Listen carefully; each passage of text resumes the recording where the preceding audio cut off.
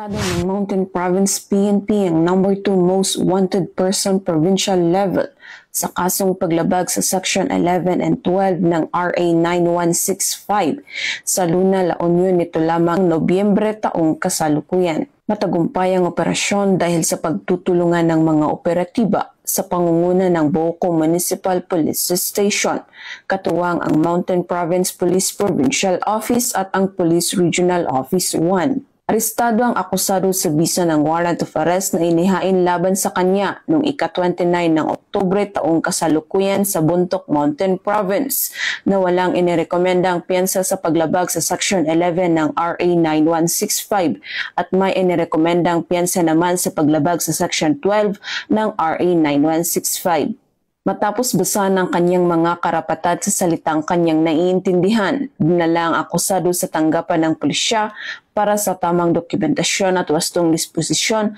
bago i-turn over sa kinauukulang hukuman.